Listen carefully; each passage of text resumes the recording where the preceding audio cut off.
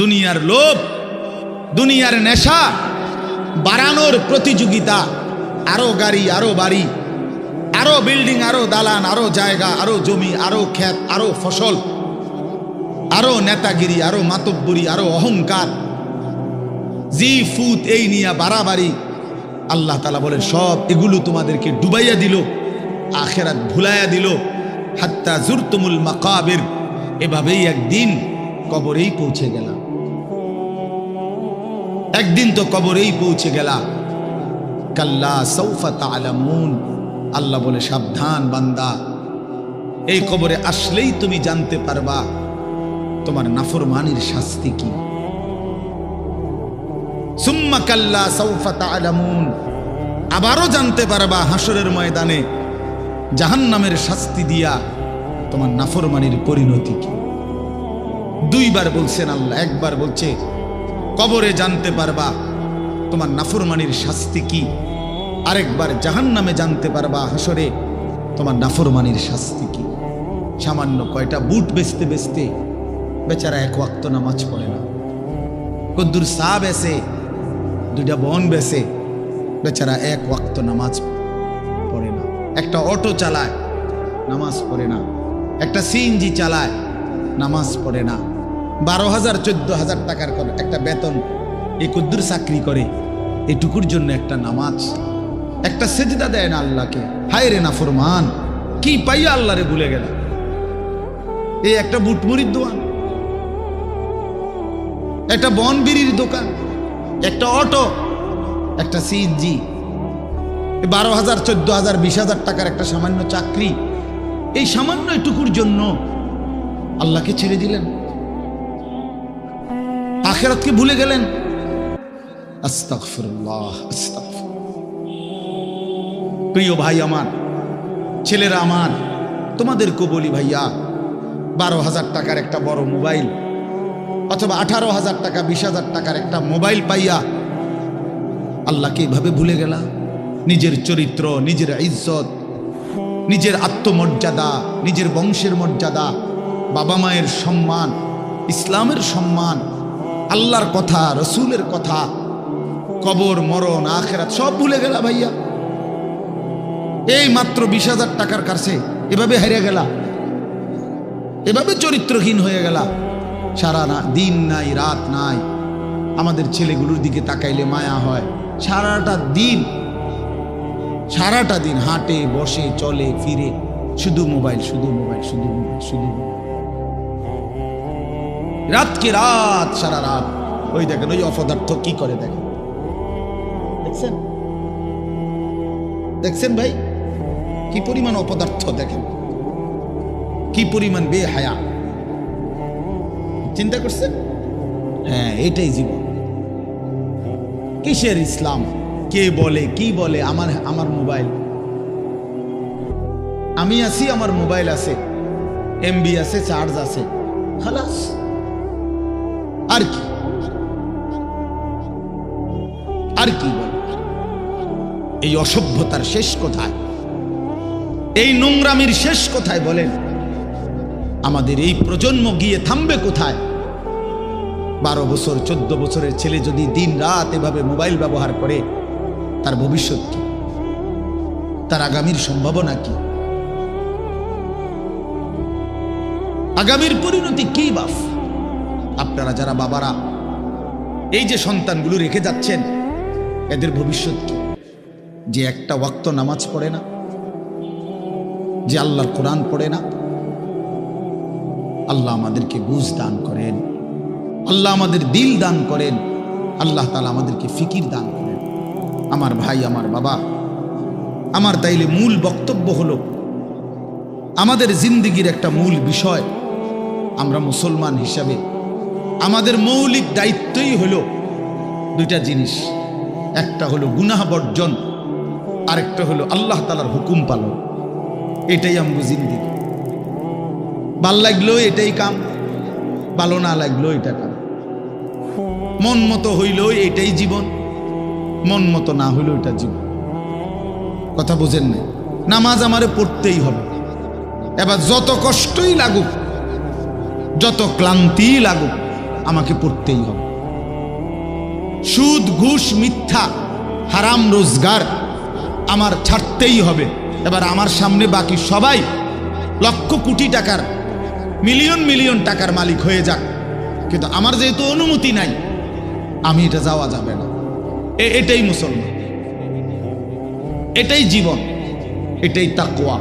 আল্লাহ তাআলা আমাদের কাছে এটাই চায়, বান্দা গুনাহ বর্জন করো, আমার হুকুম পালন করো, বিনিময়ে আমি আল্লাহর কাছ থেকে অনন্তকালের জান্নাত বুঝে নাও। এটাকেই বলে তাকওয়া। এই ব্যক্তিকেই বলে মুত্তাকি, যে নিজেকে গুনাহ থেকে বিরত রাখে, আল্লাহ তাআলার হুকুমের মধ্যে ব্যস্ত রাখে, আল্লাহর হুকুম পালনে ব্যস্ত, যত কষ্টই হোক। আপনাদেরকে আমি একটা কথা বুঝাই। মনে করেন আমি প্রতিদিন রাতের 3:30, 3টা, 4টা সচরাচর এই টাইমে বাসায় ফিরি। তো ফিরা ফজরের নামাজ হলো 5:40 জামাত, তাহলে আমার হাতে তখন আর সময় আছে 1 ঘন্টা, 1.5 ঘন্টা, 1.25 ঘন্টা এরকম। এখন এই পুরা টাইম আমি বসে থাকাও আমার জন্য কষ্টকর, কারণ আমি এই 11টা বা 12টার দিকে ঘুম থেকে উঠে যে দৌড়াদৌড়ি শুরু করি, হুলস্থুল ব্যস্ততা, এ রাত 2টা বাজলে 3টা বাজলে আমার শরীরে আর বল থাকে না, আমি প্রচণ্ড ক্লান্ত হয়ে যাই। সারা দিনের মাহফিল ছাড়াও আরো বহু কাজের সাথে কম বেশি আমার সম্পৃক্ততা আছে, অসংখ্য দিনই কাজের সাথে ব্যস্ততা আছে। তো এখন 3:30, 3টা, 4টার দিকে যাই আমি বাসায়, গিয়া যখন ঘুমাই তো আর 1 ঘন্টা বাকি ফজরের জামাত, 1.5 ঘন্টা বাকি। আমার জন্য ভীষণ কষ্ট হয় এই সময় আবার উঠা ফজরের জামাত ধরা। আমি আমার ঘুমের চারদিকে 3টা অ্যালার্মওয়ালা, একটা অ্যালার্মওয়ালা ঘড়ি, 2টা মোবাইল, একটা চায়না মোবাইল, পিছনে পুরাটাই স্পিকারওয়ালা, অনেক আওয়াজ হয়, ভীষণ আওয়াজ। এইটা একটা, এই মোবাইল একটা, আবার একটা অ্যালার্ম ঘড়ি, 3টা একসাথে। একটা টি টেবিলের উপরে, একটা আমার কাপড় চোপড় রাখি, আমার একটা ছোট্ট আলমারি আছে, এটার উপরে একটা আমার মাথার কাছে, অর্থাৎ একটু দূরে রাখি এই জন্য যে অনেক সময় হয় কাছে একটা অ্যালার্ম বাজতে বন্ধ করে দিছি ঘুমের তাড়না, তো এইটা তো বাজে, ওইটা তো বাজে।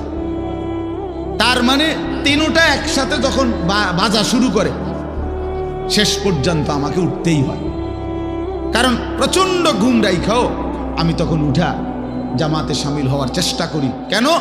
আমি এটা বিশ্বাস করি, মরিবাসি আমারও তো নামাজ পড়তেই হবে।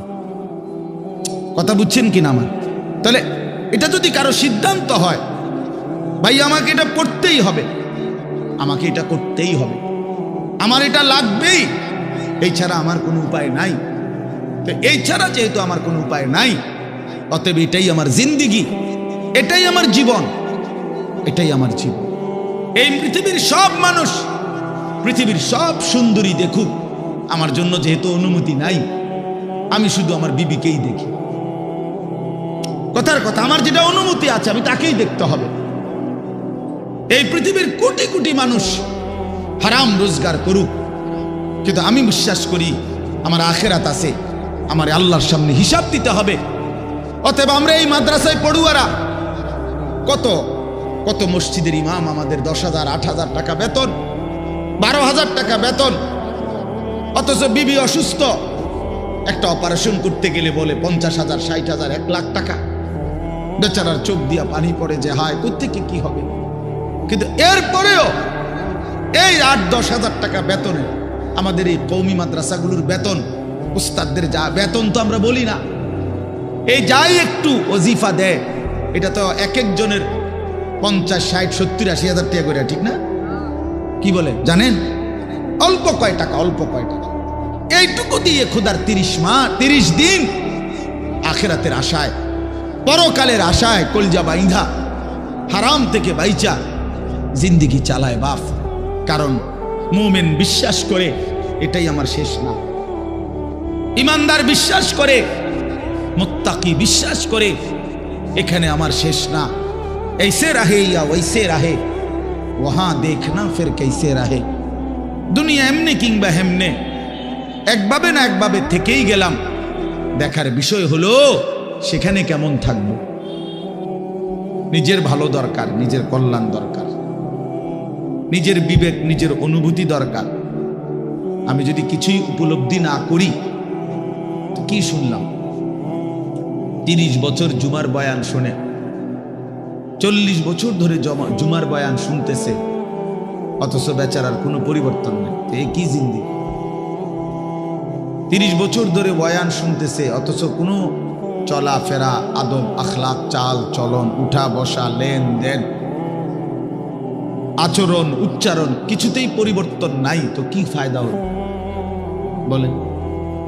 এই জন্য দয়া করে কোরআনুল কারীম আমাদের জিন্দেগি পরিবর্তনের জন্য, জীবন সাজিয়ে তুলবার জন্য, হুদাল্লিন নাস, এটা মানুষের হেদায়েত, হুদাল্লিল মুত্তাকিন, যারা আল্লাহকে ভয় করতে চায়, আখিরাত পেতে চায়, জাহান্নাম থেকে বাঁচতে চায়, আল্লাহর নাফরমানি ছাড়তে চায়, জান্নাত পেতে চায়, আল্লাহ পাকের গোলামি আর বন্দিগি করতে চায়, আল্লাহ বলেন তাদের জন্য সুস্পষ্ট, পূর্ণাঙ্গ, নিখুঁত হেদায়েত।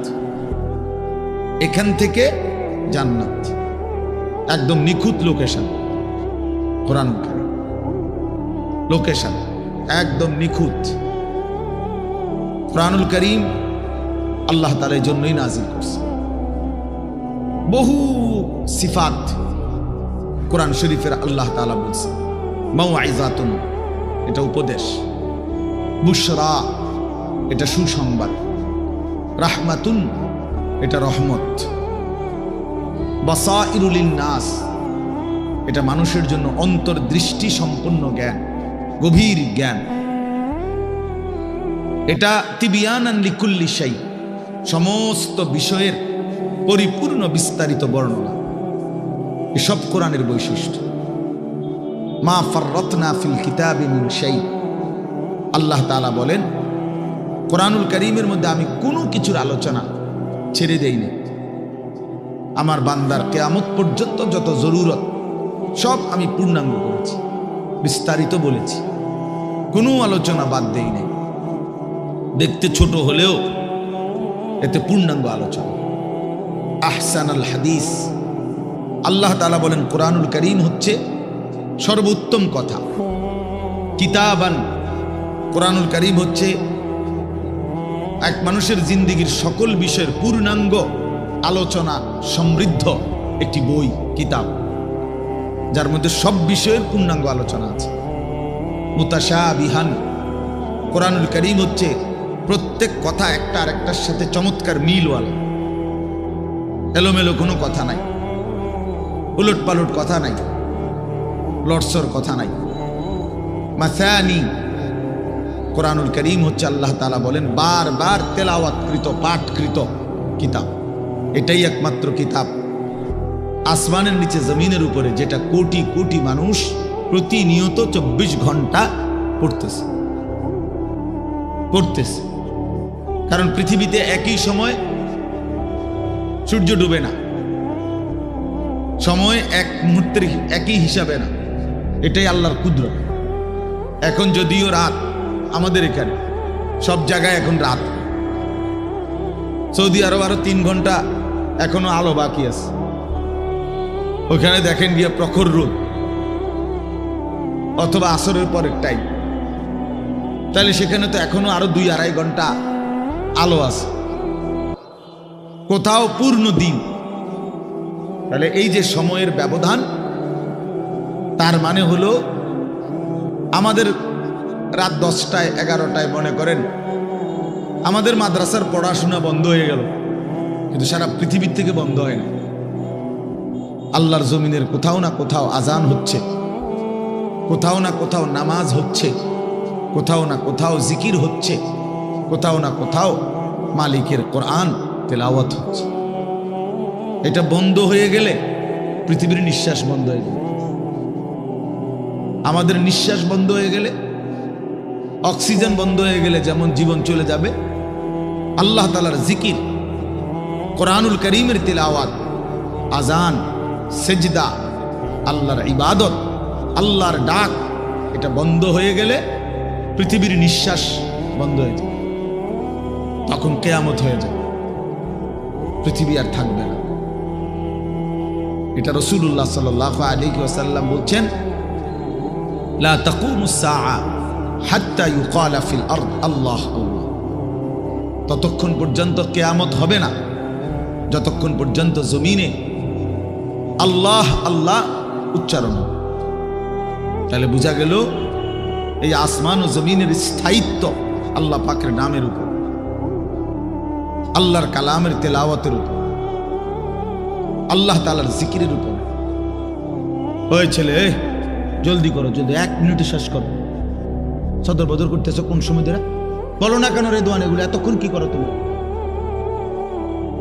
হটর মটর করতে আছে।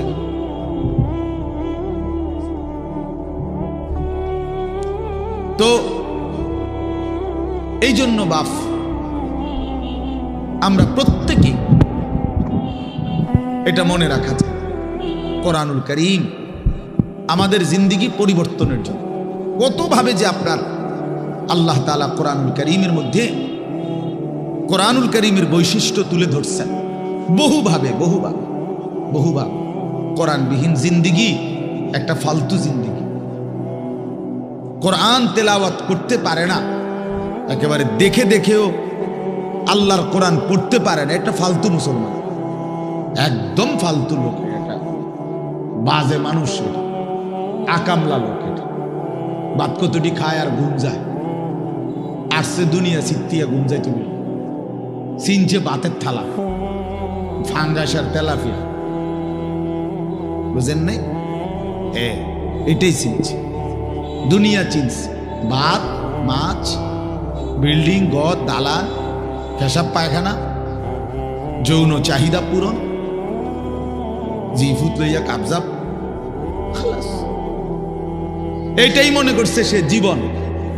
অথচ এইটা কাফের মুশরিকদেরও জীবন, এটা জন্তু জানোয়ারেরও জীবন। সমস্ত বেঈমানও এই খাদ্য পানীয়, আহার নিদ্রা, কামাই রোজগারি, যৌন চাহিদা পূরণ, পেশাব পায়খানা, ঘুম ইত্যাদি নিয়েই ব্যস্ত। জন্তু জানোয়ারও এগুলো পূরণ নিয়ে ব্যস্ত। তা আমি যে মুসলমান, আমার আলাদা বিশেষত্ব কি? আমার আলাদা গুণাগুণ কি? বাতখানার নাম নিয়ে মুসলমান বলেন, ঘুম যাওয়ার নাম নিয়ে মুসলমান। তো তাই বিল্ডিং করছেন আপনি, আমি একটা বিরাট মুসলমান, হুজুর আল্লাহর রহমতে 6 তলা বিল্ডিং করছি। আপনি 6 তলা বিল্ডিং করছেন? এই 4 তলা, 6 তলা, 10 তলা এই সমস্ত বিল্ডিং আমাদের বাংলাদেশে যেগুলো, ইউরোপ আমেরিকা, এগুলো তো গণা তো ধরেন, তো গরু গরু মনে করেন, এগুলোর তো তারা গরু গরু মনে করেন। আমার একজন পরিচিত আছে, জাপানের থাকে, উনি আমার বলছে, হুজুর আপনারা যে সমস্ত প্রাইভেট কারে চলেন, এগুলো দিয়ে আমাকে জাপানে ছাগল টানে। এইখানে এগুলাতে আমি যদি বলি, মিয়া চিনেন কত বড় বক্তা, প্রাইভেট কার দিয়ে আসছি, খামখেয়ালি মনে করছেন মিয়া? তো এইটা কি আসলে? প্রাইভেট কার দিয়ে আইলি কি, সে প্রাইভেট কার দিয়ে তো ছাগল টানে। তার মানে এখানে আহামরি কিছুই না।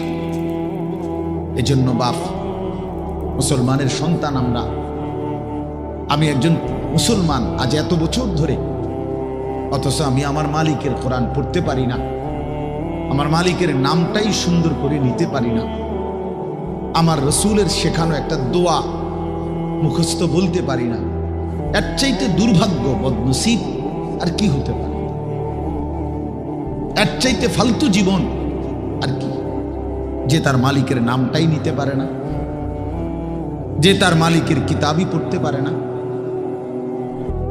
যে রাসূলুল্লাহ সাল্লাল্লাহু আলাইহি ওয়াসাল্লামের শেখানো দোয়াই পড়তে পারে না, যার কলিজার ভিতরে আল্লাহর কোরআনই নাই, তার জীবনটা একেবারে একটা বেহুদা জীবন, একেবারে পরিষ্কার হাদিস। রাসূলুল্লাহ সাল্লাল্লাহু আলাইহি ওয়াসাল্লাম বলেন, ইন্নাল্লাযী লাইসা ফি জাওফিহি শাইউম মিনাল কুরআন কাল বাইতিল খারিব।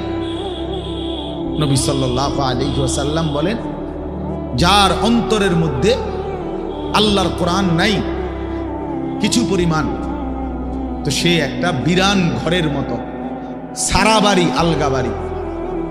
যে বাড়িতে মানুষ থাকে না, কুকুর বিড়াল থাকে, গরু ছাগল থাকে, যেই বাড়িতে সাপ বিচ্ছু থাকে, এখন আর মানুষ থাকে না, মানে বিরান ঘর। এটা ফেলে দিছে আর কি। এই ঘরে ওনার এরা নতুন ঘর বাইন্দা মনে করেন চলে আসছে। এখন ওই পুরান ঘর যেটা আলগা পড়ে আছে, এটার মধ্যে এখন আর মানুষ কেউ থাকে না, তো এটার মধ্যে আপনার কুকুর বিড়াল থাকে, সাপ বিচ্ছু থাকে, এই সমস্ত পোকামাকড় থাকে। এটারে কয় বাইতুল খারিব, বিরান ঘর, সারা বাড়ি। আপনারা কি করেন আমি জানি না, আপনাদের অঞ্চলে কি বলে কর সারা বাড়ি, বুঝছেন তো কথা এটা না? কত সারছে বুঝলেই। এই সারা বাড়ি, সারা বাড়ি, সারা বাড়ি